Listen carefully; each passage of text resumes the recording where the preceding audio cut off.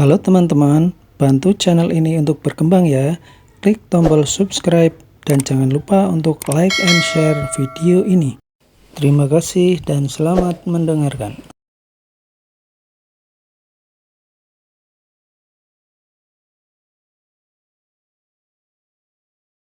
Bab ke-6. Sama halnya denganmu, aku pun tak asal bermain. Lihatkan kegiatanku yang tadi. Itu sebagai pembuktian bahwa aku tak sembarangan memilih lawan main. Sedangkan saat ini kau tak berselera untukku. Tangisku sedikit merendah. Yang tersisa hanya sesegukan. Kini ia menjauh, namun masih menatapku seakan terus mengawasi setiap pergerakanku. Aku memeluk kedua kaki, meletakkan kepala di antara lutut. Sesekali aku melirik ke arahnya yang masih menatapku. Gunakan ini, ambillah sebanyak uang yang kau butuhkan. Ia menyodorkan kartu kredit kepadaku. Itu, cepatlah, ambil saja. Daripada aku berubah pikiran. Pungkasnya yang membuat aku langsung bangkit dan meraih kartu kredit itu. Segera lunasi hutang-hutangmu. Pergilah. Kamu terlalu baik. Lalu sebagai balasannya, apa yang harus aku lakukan? Sedangkan tadi kamu bilang bahwa aku tak berselera untukmu. Tanyaku memastikan. Sulit dicerna. Apa tujuan sebenarnya laki-laki ini? Semudah itu ia memberikanku uang untuk melunasi hutang. Lantas, apa yang harus aku lakukan untuk membalasnya? Bukan tidak, hanya saja belum selera. Kau tahu kenapa alasanmu tak berselera di mataku? Aku yakin ada sesuatu yang nikmat di balik dasarmu yang lusuh itu. Jika kau tak mau menjual DR, sama halnya denganku, aku akan menolak hubungannya atas dasar paksaan. Apalagi saat ini, kau benar-benar membutuhkan uang, betul kan? Maaf, aku tidak paham dengan maksudmu. Pergilah, segera bayar hutang-hutangmu. Mas, aku tak mungkin memanfaatkanmu. Bahkan sampai detik ini, aku tak tahu siapa namamu. Tolong bantu aku untuk membalas semua kebaikanmu. Harus berapa kali aku bilang? Aku hanya butuh teman berkenti. Ya sudah, ayo. Aku memberanikan diri mendekatinya. Berkali-kali aku menelan ludah.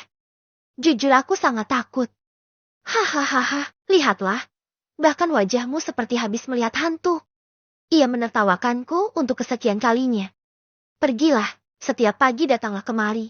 Kau boleh pulang jika aku menginginkannya. Seperti sekarang pulanglah, sebelum aku berubah pikiran. Lagi dan lagi, ucapan terakhirnya mampu membuatku tak berkutik. Aku menatap kartu kredit yang berada di genggaman. Haruskah aku terima, atau kuberikan saja? Saat aku tercenung, ia menyebutkan beberapa digit nomor PIN yang mudah aku ingat. Dan tak lama ia berpamitan untuk masuk ke kamar dan memintaku untuk menutup pintu saat keluar. Bimbang dan gamang. Sekalipun beberapa masalah terpecahkan. Aku masih belum memahami maksud laki-laki itu. Ia hanya membutuhkan teman, namun aku belum berselera untuknya. Memikirkannya membuat kepala pusing. Aku memutuskan untuk keluar dari rumahnya. Hingga tak terasa, aku sudah berjalan kaki sampai dekat pasar. Di depanku ada tempat pengambilan uang.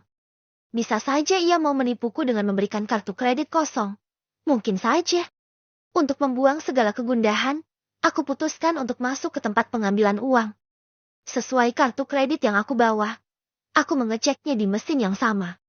Aku menekan beberapa langkah, sampai iseng melihat jumlah saldo yang ada di ATM ini. Teriak kencang. Kenapa, Bu? Ada apa? Orang-orang di sekitarku menatapku dengan wajah panik, pun dengan security yang menghampiriku. Ada apa, Bu? Maaf, tiba-tiba kaki saya kram. Tapi sekarang sudah tidak terasa sakit. Ujarku seraya menundukkan kepala. Aku meminta maaf kepada yang lainnya karena sudah membuat kegaduhan. Aku kembali menatap layar mesin ATM, berkali-kali aku menajamkan penglihatan dan benar saja. Saldo yang tertera berjumlah 9 digit. Sebanyak itu uangnya, dan ia mau memberikan bantuan kepadaku. Buru-buru aku membatalkan transaksi. Ini tak boleh terjadi. Aku harus mengembalikannya. Aku belum mengenalnya sama sekali. Tak mungkin aku berani mengambil uangnya untuk keperluan membayar hutangku. Saat keluar dari tempat pengambilan uang, aku teringat dengan keadaan Bu Inggit. Haruskah aku memakai uang yang berada di kartu kredit ini? Sedangkan tak ada cara lain lagi. Setidaknya untuk mengembalikan uang Bu Inggit. Lama terdiam. Akhirnya aku kembali masuk ke dalam. Kemudian mengambil uang sebanyak 1 juta rupiah. Setidaknya, nominal ini masih dalam ambang batas wajar. Setelah mengambil uang, gegas aku menuju kediaman Bu Inggit. Aku pun lekas membayar hutang kepadanya. Total hutangku sebenarnya mencapai 700.000, namun ia hanya meminta 500 saja, dan sisanya ia anggap lunas. Dari kediaman Bu Inggit, aku lekas pulang ke rumah. Isi kepalaku masih dipenuhi teka-teki oleh laki-laki itu. Besok pagi aku harus segera ke rumahnya dan menemuinya. Dengar ya, Intan, Najwa. Mama mau kerja dulu. Nanti siang Mama pulang. Kalian di rumah saja. Toh masih banyak makanan ringan kan? Kalau main boleh gak, Ma? Boleh, tapi jangan jauh-jauh. Harus sama adeknya ya. Ini uang pegangan untuk jajan kalian. Pagi ini, ku serahkan uang 10.000 kepada Intan dan Najwa. Aku sengaja bangun pagi-pagi. Sebelum berangkat ke rumah laki-laki itu ku sempatkan bebenah rumah dan memasak. Beruntung, Intan dan Najwa bisa diajak kerjasama, jadi aku bisa leluasa untuk pergi. Ingat ya, mainnya jangan jauh-jauh. Ucapku mengingatkan mereka lagi. Sepanjang perjalanan, banyak tetangga yang menyapa sekaligus menanyakan kenapa aku tak lagi berjualan. Aku mengelak dengan alasan akan bekerja di salah satu rumah tetangga. Setibanya di rumah laki-laki itu, seperti biasa pintu rumahnya tak terkunci. Aku mengedarkan pandangan ke sekeliling, memastikan tak ada orang yang melihatku masuk ke rumah ini. Sengaja aku datang lebih pagi, karena ingin melakukan pekerjaan di rumah ini. Sunyi senyap, bahkan di dalam rumahnya masih gelap gulita. Hanya lampu kamarnya yang terlihat menyala. Mumpung pemilik rumah masih berada di kamarnya, kesempatan untukku bebenah di rumah ini. Namun aku tertegun dengan keberadaan sebuah kotak di atas meja ruang tamu. Kotak itu lumayan besar, hampir seukuran dengan dus mie instan. Di atas kotak tersebut, terselip secari kertas. Perlahan aku mendekat, hingga ku baca namaku tertulis di atas kertas tersebut. Penasaran akan isi di dalamnya. Aku pun membuka kotak tersebut, yang ternyata isinya sebuah lenserie berwarna merah menyala. Aku tahu kau datang ke sini hanya untuk mengantarkan kartu kredit, bukan? Ia tiba-tiba sudah berdiri di belakangku. Hembusan nafasnya terasa di ceruk leher, membuat bulu kuduk ini langsung meremang. Lantas aku langsung menghindar. Sebisa mungkin aku harus tetap menjaga jarak. Iya, maaf. Aku masuk tanpa mengetuk pintu. Bagaimana hutangmu sudah beres? Apa isi ATM-ku cukup? Aku baru memakai uang 1 juta. Jadi, aku sudah menggunakan uangmu sebanyak 1,5 juta. Nanti saya. Kau ini ternyata naif sekali. Nina, aku tahu hutangmu tak sedikit itu. Tunggu apa lagi? Pergunakanlah sebaik mungkin. Aku tak bisa melakukannya. Sedangkan aku sendiri tidak tahu bagaimana cara membalas kebaikanmu. Ia kembali terbahak, kemudian berjalan mendekatiku. Dengar baik-baik. 1. Aku tak suka memulai. 2. Aku tak mau menjalani sesuatu karena keterpaksaan. Jika kau tak ingin dianggap menjual DR, maka lakukanlah semua itu dengan perasaan. Buktikan semua ucapanmu, bahwa kau ini berbeda dengan wanita di jalanan sana. Selama kau bisa memuaskanku, ATM itu menjadi milikmu. Jika tidak, kuanggap kau sebagai pencuri, dan nasibmu akan berakhir di penjara. Kakakmu. Hahaha, pikirkan baik-baik. Sayang, tubuhku hampir limbung. Ternyata ia tak sebaik yang kupikirkan. Saat ini aku sudah masuk dalam jebakannya. 1 jam berlalu, aku termenung di ruang tamu laki-laki itu. Sedangkan ia tak muncul kembali dari kamarnya setelah perbincangan tadi. Hari sudah beranjak siang. Sepertinya aku harus pulang. Karena mengingat kedua anakku yang hanya berdua saja di rumah. Biarlah masalah ini aku pikirkan kembali. Toh, laki-laki itu tak menampakkan dirinya lagi. Aku memutuskan pulang tanpa berpamitan kepadanya. Dari kejauhan, aku melihat banyak kerumunan orang-orang di depan rumah. Untuk itu aku segera berlari, pikiranku penuh dengan Intan dan Najwa. Takut sekali terjadi apa-apa dengan mereka. Ada apa ini? Teriakku nyalang. Aku menerobos kerumunan orang-orang yang menghalangi jalan. Dan yang menjadi tontonan adalah Intan dan Najla yang saat ini tengah menangis kencang. "Mama!" teriak Intan dan Najla. Mereka sangat ketakutan, sampai membuat tubuh keduanya gemetaran. "Kalian apakan anak-anakku, ha?" teriakku nyalang. Seketika orang-orang langsung meneriakiku. "Anakmu itu sudah mencuri uang." "Dek, apa? Mi mencuri?" Bab ke-7. Beginilah nasib orang yang tak punya. Hanya karena perkara uang 10.000 rupiah yang kuberikan pagi tadi kepada Intan dan Najla. Kedua putriku itu dituduh mengambil uang anaknya Burani tetangga depan rumah. Intan gak nyuri. Malah Debbie mau ambil uang Intan. Lirik Intan, air matanya mengalir deras membuat sesuatu di dalam hati ini ikut terkoyak. Najla tak hentinya melingkarkan tangan di tubuhku. Pelukan yang kurasa semakin erat darinya. "Kakak sama adik, masuk rumah ya. Masuk kamar, terus tutup pintunya. Tapi, kakak nurut ya. Ajak adiknya. Mama mau bicara sama mereka." Intan dan Najla menunduk. Tadinya Burani hendak menghadang kedua langkah mereka. Namun aku menatap tajam ke arahnya. "Urusanmu dengan saya. Jangan beraninya sama anak kecil doang," ucapku lantang. Burani mendekat. Ia menatapnya ke arahku, namun aku tak gentar sedikit pun. "Apa alasan Burani menuduh anak saya?" "Harusnya kamu tanya. Dari mana anakmu bisa punya uang?" Aku tertawa tanpa suara. Saya tanya, "Apa alasan Burani menuduh anak saya, ha?" Kali ini suaraku naik beberapa oktav. Burani berjengkit karena sikapku yang di luar dugaannya. "Hanya karena saya punya hutang. Lantas kalian mengira saya tak punya uang. Begitu?" "Iyalah, pasti anakmu dapat nyolong. Wong kamunya aja banyak hutang. Mau punya uang dari mana?" ucap salah satu orang yang berada di kerumunan. "Jeti, alasannya karena hutang." "Mana anakmu?" "Debbie kesini kamu." "Nak!" teriakku pada anak Burani yang berada tak jauh dari tempatku berdiri. Aku menghampirinya. Namun Burani langsung mencekal lenganku. "Mau kamu apakan anak saya, ha?" tanyanya. Wajahnya panik seketika. Aku tak menjawab malah menepis tangan Burani. Aku berjongkok di hadapan Debbie. Ia seumuran dengan Najla. Matanya mengerjap berkali-kali menatapku. "Debbie, tahu kan kalau berbohong itu nggak baik. Kalau Debbie jujur, nanti Mama Najla kasih Debbie hadiah." "Iyakah Mama Najla?" "Debbie gak usah dengerin orang itu," sentak Burani. "Debbie tadi mau pinjam uangnya Intan bukan?" "Iya, Debbie soalnya gak dikasih jajan sama Bunda." Kali ini orang-orang meneriaki Burani. Wajah wanita yang umurnya hampir sebaya denganku langsung merah tak ubah kepiting rebus. "Begitu? Anak pintar. Lain kali, kalau bundangnya gak kasih jajan, bilang sama Mama Najla ya. Ini uang jajan buat Debbie."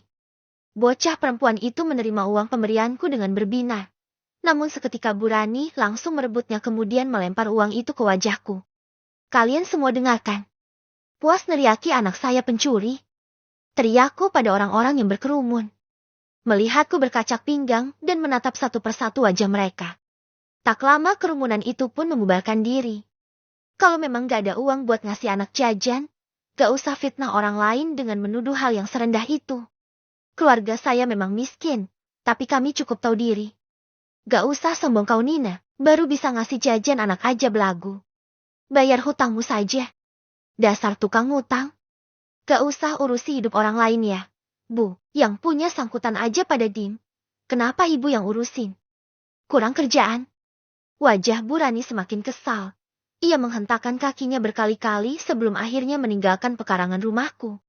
Sebelum benar-benar pergi, masih bisa kudengar ia mengucapkan sumpah serapah padaku. Malam pun tiba, aku masih terjaga dengan banyak pikiran yang memenuhi isi kepala. Di sampingku anak-anak tertidur pulas. Kasihan mereka, lantaran insiden tadi siang. Mereka tak lagi menginginkan untuk keluar rumah. Dulu, aku sering melarangnya karena tak memiliki uang jajan. Namun rasanya saat ini malah sebaliknya. Dilema besar melanda. Hanya karena kami ini orang yang tak punya. Begitu mudahnya orang lain merendahkan keluargaku. Di tengah pikiran yang berkecamuk, suara ketukan pintu membuat lamunanku buyar. Gegas aku bangkit dari ranjang dan keluar dari kamar. Apa mungkin itu Mas Iqbal yang pulang?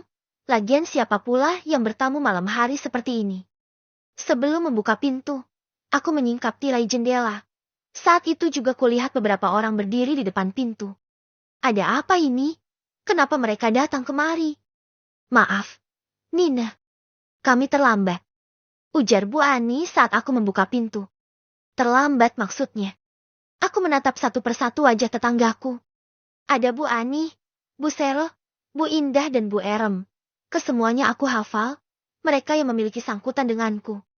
Dari wajah mereka, aku bisa menebak ada sesuatu yang tak beres saat ini. Maaf loh Ibu. Ibu. Mari silahkan masuk. Saking terkejut dengan kedatangan mereka, aku sampai lupa menyambutnya. Gak apa-apa, Nina. Ini sudah malam. Kami di sini saja. Maaf kami mau langsung saja. Kini Bu Erem yang berbicara. Ada apa ya ibu-ibu? Kami kesini disuruh Bu Rani. Katanya kamu mau bayar hutang sekarang. Makanya kamu semua kemari. Dek, bayar hutang? Bu Rani? Wanita itu memang licik. Aku pikir insiden tadi siang berakhir ternyata berkepanjangan. Aku membuang nafas kasar. Menahan gejolak amarah yang tiba-tiba bersarang di dada.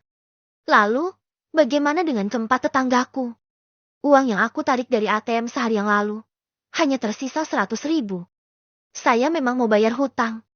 Tapi, tuh kan, apa kata saya juga, gak bakalan deh sini bayar sekarang. Bu Ani sih ngeyel. Ketus Bu Erem. Iya, dari dulu jurus ampuhnya, ya pasti bilang nanti. Ya udahlah ya saya permisi, mail saya jadi pengemis hak sendiri. Tambah Bu Indah. Padahal saya udah ngarep banget. Bahkan besok saya udah janjiin anak-anak mau makan bakso di pertigaan depan. Itu pun kalau Mbak Nina bayar hutang. Ternyata saya harus kecewain anak-anak. Bu Sera menatapku sendu. Ya, Tuhan. Bagaimana mungkin aku tega mengecewakan mereka? Jelas mereka semua pernah menolongku di saat kesusahan. Besok saya janji bayar semua hutang saya ke kalian. Tak usah ke sini, nanti saya yang akan datang ke rumah masing-masing. Saya gak bakal pegang janji kamu. Dari dulu juga begitu terus, bikin kita ngarep. Hutangnya pasti, ngembaliinnya yang enggak. Ucapan Bu Erem begitu menohok. Ya, kuakui itu sudah kebiasaanku, mengulur janji dan mengulur waktu. Yang akhirnya hal demikian menjadi bom waktu untukku. Tetanggaku semua baik, namun aku sendiri yang membuat mereka membenciku. Tak ada lagi ucapan dariku, setelah semua tetanggaku berpamitan. Wajah mereka langsung berubah masam. Bahkan wajah Bu Sera seperti menahan kesedihan yang begitu dalam. Ini semua salahku. Aku harus membereskan semuanya. Keesokan paginya setelah semua pekerjaan rumah beres, gegas aku berangkat ke pasar, bukan untuk berbelanja melainkan untuk mengambil uang ke ATM terdekat. Semalaman aku sudah merekap semua hutang milikku kepada tetangga. Rencananya hari ini akan aku bereskan semua. Setelah mengambil uang sesuai dengan nominal yang membutuhkan, aku kemudian mendatangi satu persatu rumah tetangga. Dari pinjaman yang terbesar bahkan yang kecil pun aku putuskan untuk membayar semuanya. Respon mereka saat melihatku yang datang bermacam-macam. Ada yang menyambut ramah, menerima dengan ketus, bahkan ada yang sampai menanyaiku mendapat uang dari mana. Terkadang begini juga nasib orang miskin. Mungkin karena terbiasa hidup susah.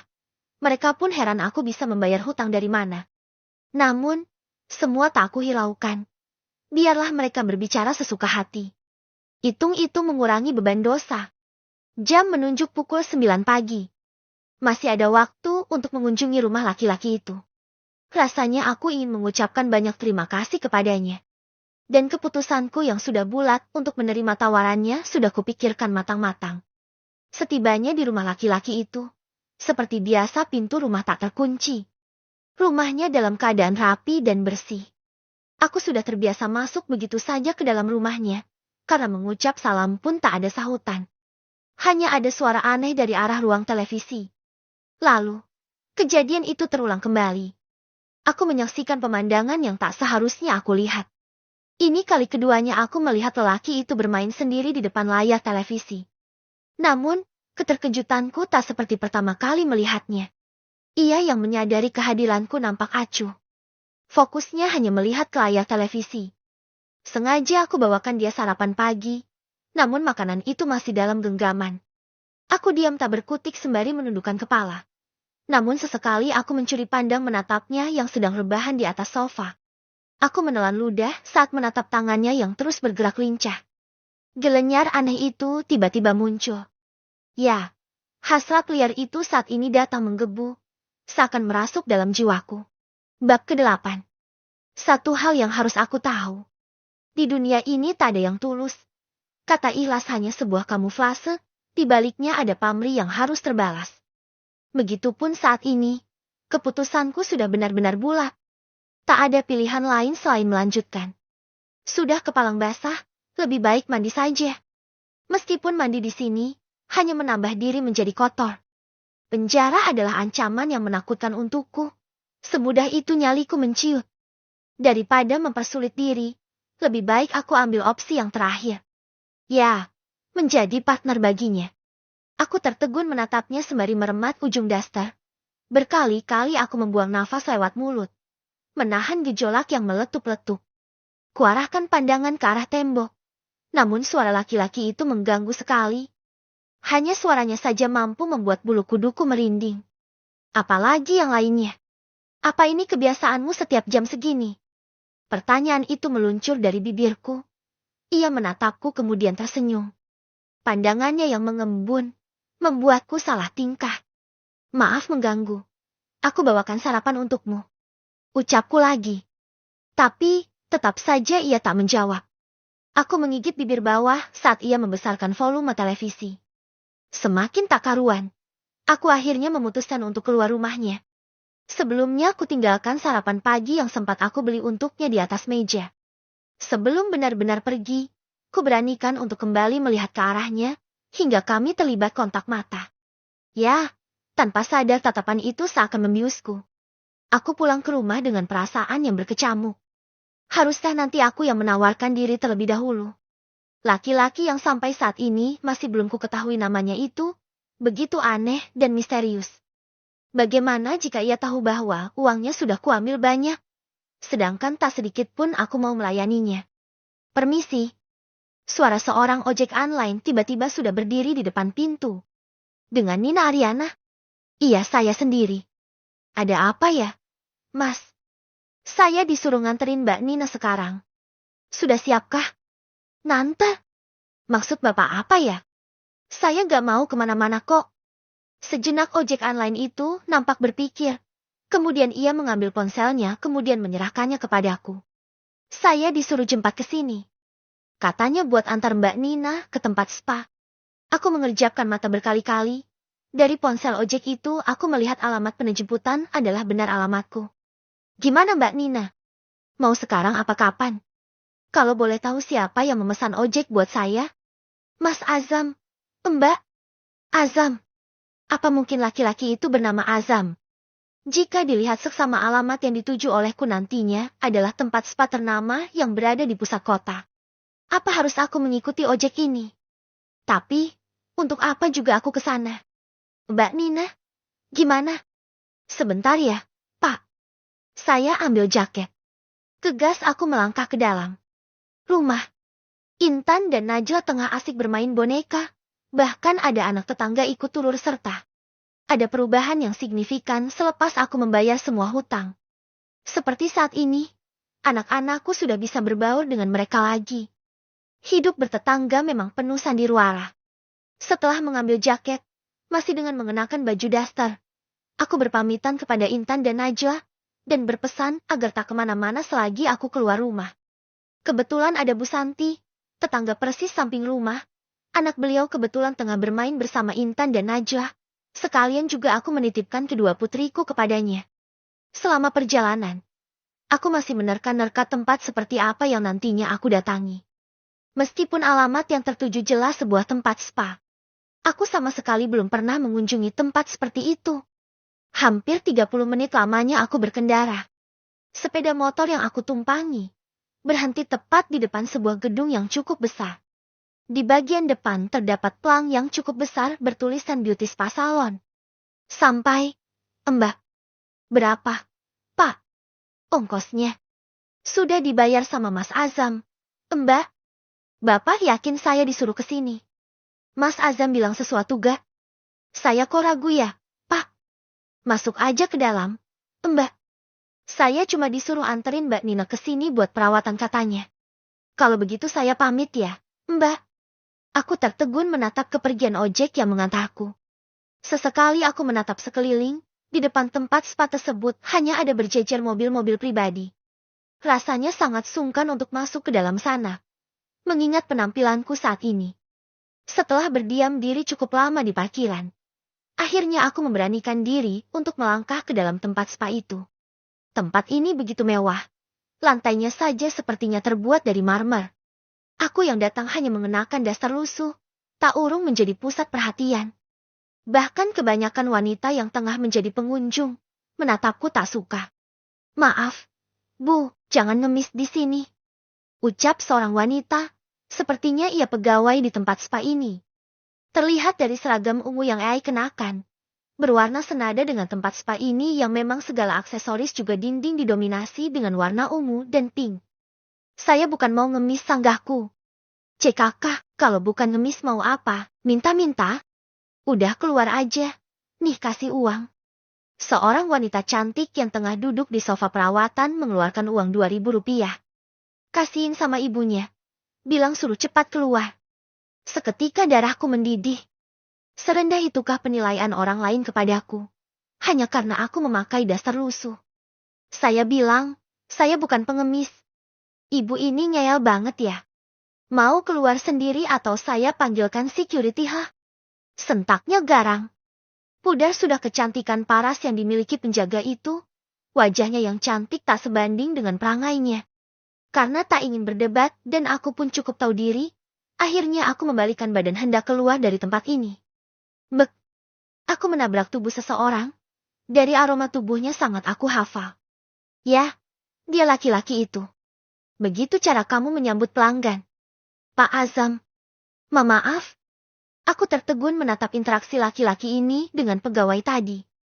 Siapa sebenarnya dia? Kenapa pegawai itu nampak ketakutan?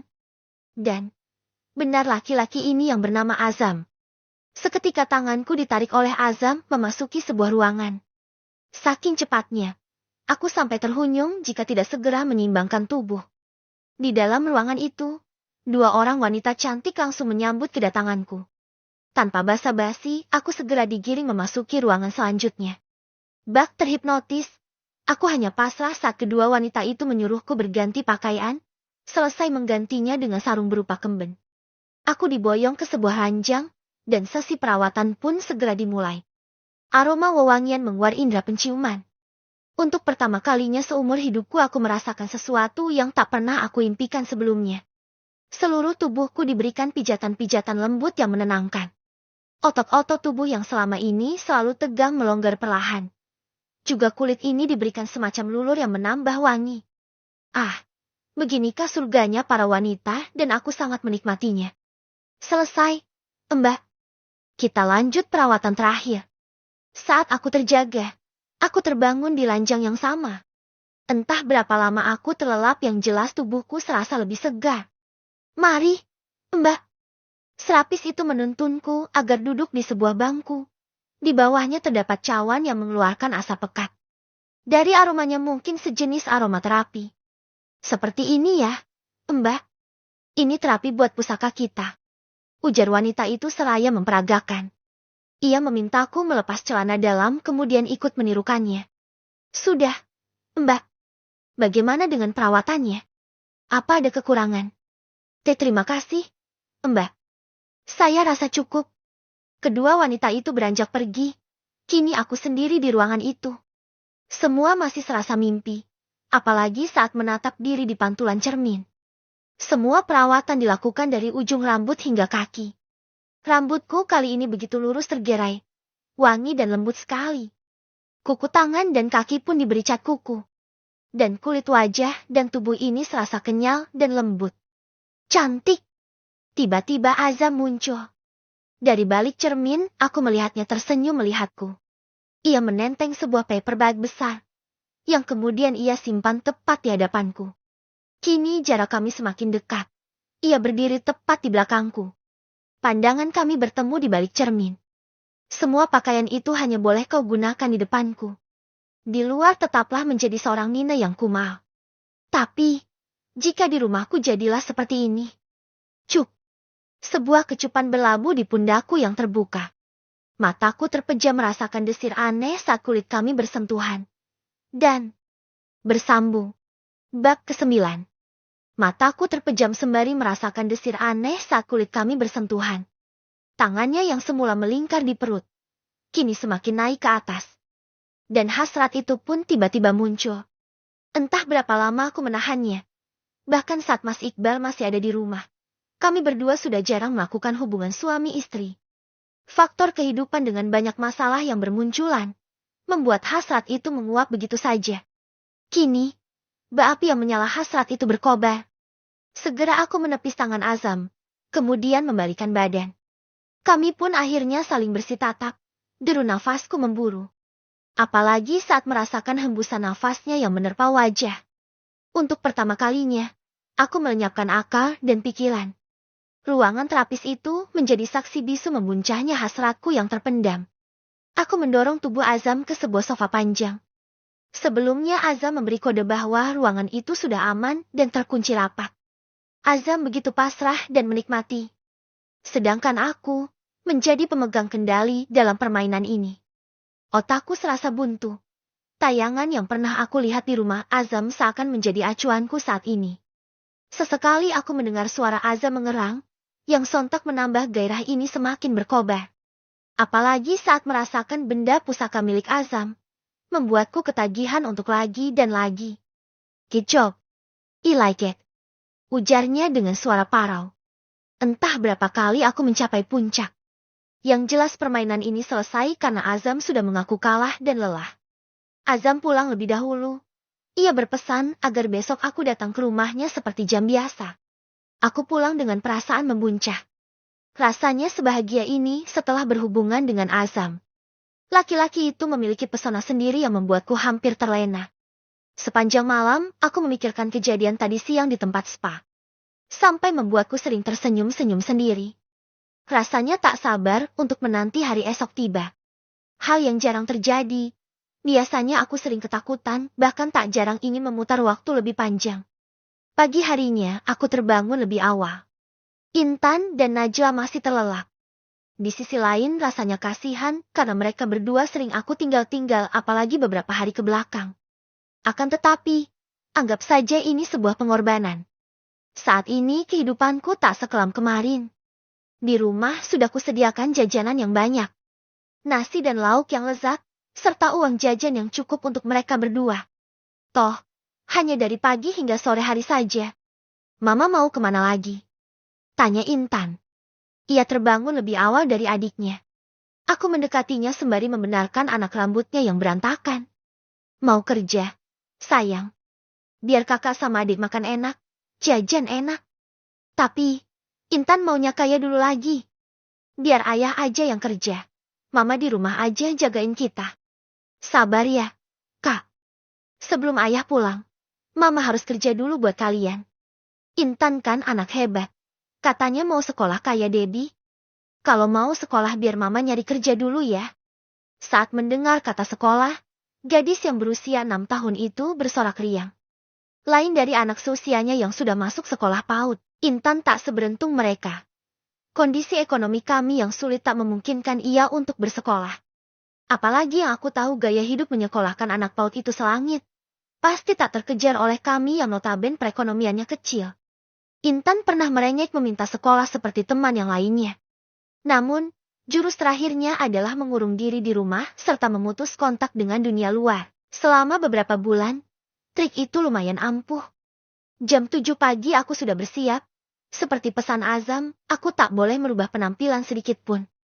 Jadi aku masih mengenakan daster seperti biasa dan mengenakan lingerie di dalamnya. Terlambat 6 menit ujarnya yang duduk di sofa ruang tamu. Maaf, aku harus menyiapkan kebutuhan anak-anak lebih dulu.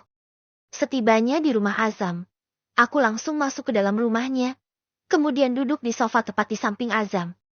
Seperti biasa, rumahnya selalu dalam keadaan rapi dan bersih. Kamu sudah bersih-bersih? Ucapku sembari menatap ke sekeliling. Ya seperti itulah.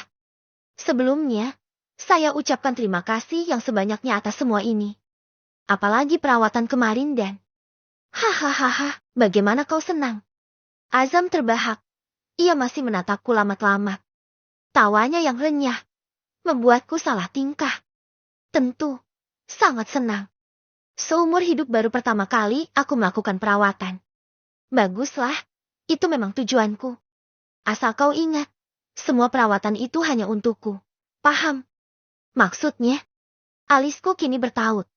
Ucapan Azam terlalu membingungkan untukku. Ya, kuberikan semua itu, agar aku bisa menikmatinya. Kau pernah bertanya bukan? Bagaimana caranya agar kau bisa menjadi partnerku? Dan yang kemarin itu salah satunya. Baiklah. Bagus. Sepertinya kau cepat paham.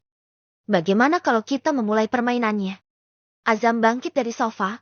Sebelumnya ia mengunci pintu rumah, kemudian berjalan menuju ruangan televisi. Dari TV kabinet, ia mengeluarkan beberapa kaset DVD. Tangannya yang sibuk memilah-milah, namun tatapannya seakan tak mau melepaskanku. Kenapa harus nonton film dulu? Tanyaku memberanikan diri. Lagi-lagi Azam hanya tertawa. Aku harus mengikutinya dari belakang. Setelah menemukan kaset yang ia inginkan, akhirnya ia menyetel kaset itu.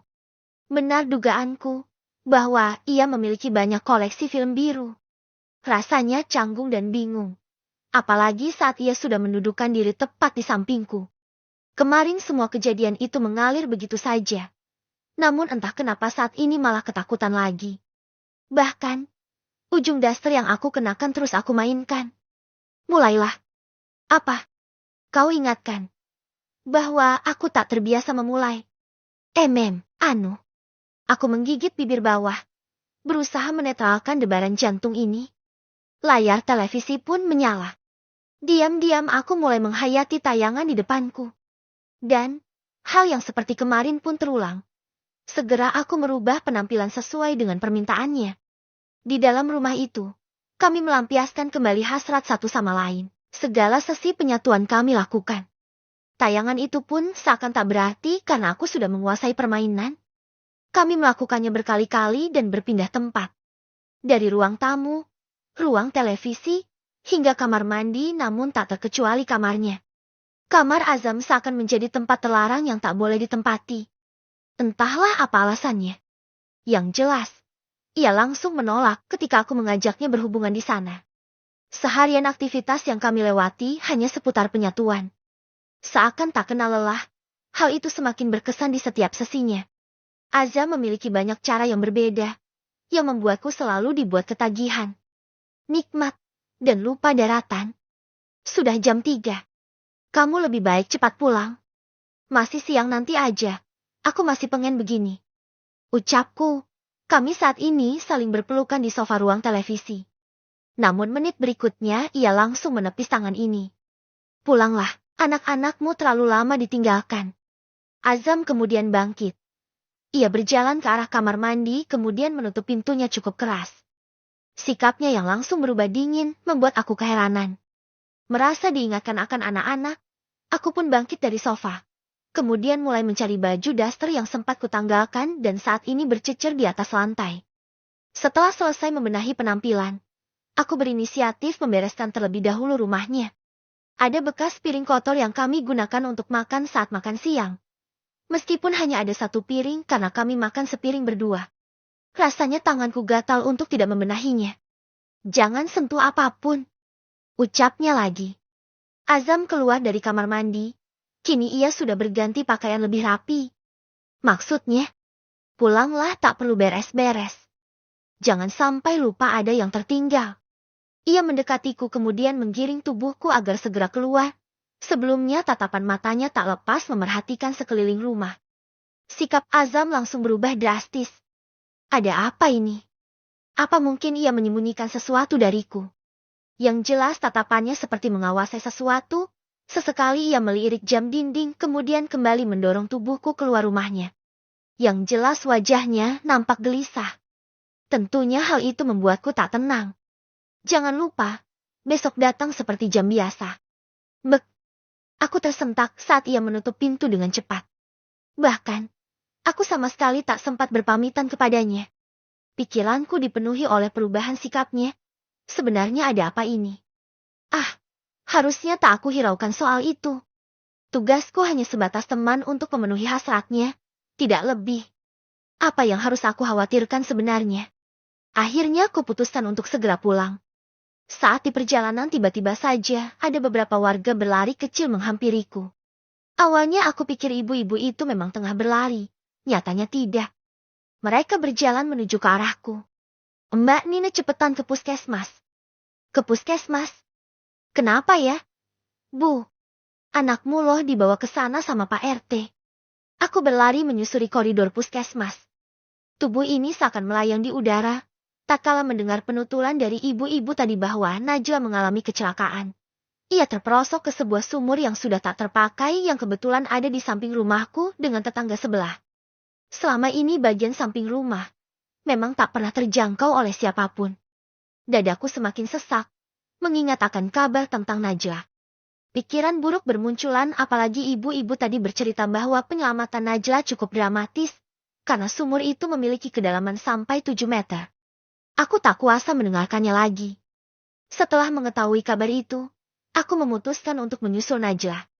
Rasa takut dan bersalah kini menguar tatkala tahu bahwa tadi banyak orang yang mencari keberadaanku sehingga mereka terlambat memberitahu. Padahal kejadian itu terjadi saat jam 1 siang. Sedangkan saat ini waktu sudah merangkak ke jam 4. Tubuhku hampir limbung saat menatap Najla yang terbaring di atas ranjang perawatan. Tak jauh darinya Intan tengah menangis kencang. Bu RT dan Pak RT yang menemani mereka langsung mendatiku. Kemana saja kamu? Nine, maaf kami hanya bisa membawanya kemari. Ucap Bu RT yang membantu mendekati ke dekat Najla. Maafin kakak gak jagain adek. Harusnya yang jatuh itu aku. Bukan adek. Tutur Intan yang membuat air mataku semakin deras keluar. Ada apa dengan anakku? Kemana saja kamu Nine? Tiba-tiba suara Mas Iqbal menggema. Bab ke-10. Kemana saja kamu Teriak seseorang yang kupastikan adalah suara Mas Iqbal. Semua orang yang berada di ruangan itu ikut terkejut dengan kehadiran Mas Iqbal. Termasuk Najla yang tengah terlelap ikut terbangun karena mendengar teriakan Mas Iqbal. Ayah mama Tangis Najla pecah. Aku langsung beringsut mendekati Najla. Pun dengan Mas Iqbal. Menurut Bu RT, tulang kaki bagian tumitnya retak, serta ada tulang bagian bokong yang ikut geser karena Najla jatuh dalam sekali hentakan. Anak bungsuku menangis dan meraung kesakitan. Aku dan Mas Iqbal hanya bisa menenangkan sebisanya. Suasana makin panik, karena tangis kami pecah bersamaan. Pak RT dan istrinya ikut menenangkan kami semua. Tak terkecuali Mas Iqbal. Semenjak berada di ruangan ini, tatapan matanya seakan tak menyukaiku. Ia nampak jelas begitu menahan emosinya. Kenapa bisa seperti ini, Nina? Sentak Mas Iqbal. Ia menyebut namaku yang artinya amarahnya tak main-main kepadaku. Biasanya Mas Iqbal menyapaku dengan sebutan dekat Mama. Jika dalam keadaan marah seperti ini, baru dia memanggilku dengan sebutan nama. Aku juga gak tahu. Mas, aku baru pulang. Nina sudah dibawa kemari. Apa? Baru pulang katamu? Sudah. Nah Iqbal, jangan ribut. Ini tempat umum. Pak RT menengahi. Seketika Mas Iqbal langsung diam. Tatapannya berubah sendu saat Najla memanggil namanya. Dokter yang merawat Najla datang. Ia memberitahu penjelasan luka Najla secara medis. Anakku mengalami patah tulang dan pergeseran tulang ekor. Untuk sementara, ia tak bisa berjalan normal. Akhirnya demi Najla, aku dan Mas Iqbal merundingkan penanganan selanjutnya. Karena mengingat keterbatasan alat di puskesmas ini, aku akan bawa Najla ke rumah sakit daerah. Di sana peralatannya lebih lengkap. Kamu pulang saja sama Intan, biar ini semua aku yang urus. Ucap Mas Iqbal setelah dokter beranjak pergi. Aku mau ikut, Mas. Tak usah, pulanglah. Lebih baik kamu urus Intan. Aku masih hutang penjelasan tentang kejadian yang menimpa Najla. Ini ongkos untuk kalian pulang. Mas Iqbal menyodorkan beberapa lembar uang kepadaku. Aku langsung menerima dan tak banyak bertanya. Akhirnya kami membagi tugas. Mas Iqbal menemani Najla, sedangkan aku sendiri membawa Intan pulang. Jarak antara rumah sakit daerah dengan kampungku memang lumayan jauh. Itu mungkin jadi kendala utama. Padahal, ingin sekali aku menemani Najla, meskipun harus mengeluarkan uang banyak. Toh masih ada ATM milik Azam yang belum kukembalikan. Tapi, setelah dipikir ulang, hal tersebut pasti mendatangkan kecurigaan besar bagi Mas Iqbal. 1 hari berlalu, Najla menjalani perawatan di rumah sakit ditemani ayahnya. Pikiranku sebenarnya tak tenang. Ingin sekali menyusul Najla. Permisi, Nina. Suara Bu RT dari luar rumah. Buru-buru aku menghampirinya. Iya, Bu RT, ada kabar dari Mas Iqbal. Iya, barusan dia ada telepon ke saya. Kalau begitu kita ngobrolnya di dalam saja. Gak usah. Nah, saya gak lama kok. Bu RT langsung duduk di kursi teras. Akhirnya kami pun duduk berdampingan. Ia mengeluarkan ponsel kemudian menyerahkannya kepadaku. Ini pesan dari Iqbal ke Bapak. Kebetulan sama Bapak di forward ke saya. Biar kamu baca. Mas Iqbal punya HP. Kurang tahu. Yang jelas seharian kemarin kata Bapak mereka berkirim pesan. Sejak kapan Mas Iqbal memiliki ponsel? Atau mungkin dia pinjam punya seseorang? Ah, entahlah. Batinku bertanya-tanya. Ini. Nah, baca saja. Ponsel Bu RT pun kali ini berada dalam genggaman. Ia memperlihatkan semua pesan Mas Iqbal dengan Pak RT. Ada beberapa percakapan yang kurang lengkap. Namun dari perbincangannya dengan Pak RT, Mas Iqbal saat ini tengah butuh biaya untuk Najla. Bu, saya sebenarnya ada tabungan. Tapi, Mas Iqbal gak mengetahuinya. Bisa saya minta tolong? Tabungan? Kening Bu RT langsung bertaut. Mungkin ia sanksi terhadapku. Karena bukan rahasia lagi kehidupanku yang sulit dan banyak hutang. Sudah menjadi konsumsi publik. Maksudnya, ini uang warisan dari mendiang orang tua. Baru saya dapat kemarin. Tapi, keluarga saya melarang Mas Iqbal untuk tahu. Untuk itu saya butuh bantuan ibu. Bagaimana? Tiba-tiba alasan itu keluar begitu saja. Entahlah. Aku sampai tak menyadari kenapa mentalku kian berubah. Bahkan tanpa sadar aku fasih membuat kebohongan yang tak direncanakan. Minta tolong apa ya? Nah, tolong berikan uang ke Mas Iqbal. Tapi, jangan bilang uang itu dari saya. Lalu, saya harus bilang dari siapa? Nah, apa nanti Iqbal gak mempertanyakan? Bilang saja dari ibu dan bapak. Memangnya kamu mau ngasih uang berapa? 2 juta. Bu. Apa? Pekik Bu RT. Ia nampak menimang-nimang seakan usulanku tak sesuai dengannya. Bukannya saya gak mau bantu. Tapi mungkin Iqbal juga gak bakal percaya kalau saya ngasih uang sebanyak itu ke dia. Mungkin kalau 100-200 dia mau nerima. Tapi ini jutaan loh. Nah, gaji bapak aja gak sampai segitu. Baiknya gimana ya? Bu RT. Ya kamu jujur aja. Lagian itu juga uang kamu kan? Tapi, keluarga saya melarang Mas Iqbal tahu. Aku dan Bu RT saling berpandangan, hingga akhirnya muncul ide yang baru lagi. Gimana kalau iuran dari warga setempat? Mungkin Mas Iqbal bisa menerima. Ya sudah nanti saya obrolin dulu sama bapak ya. Saya pamit dulu. Nah, sepeninggal Bu RT, pikiranku kini bercabang. Rasanya aku harus memberitahu Azam perihal musibah yang menimpa putriku.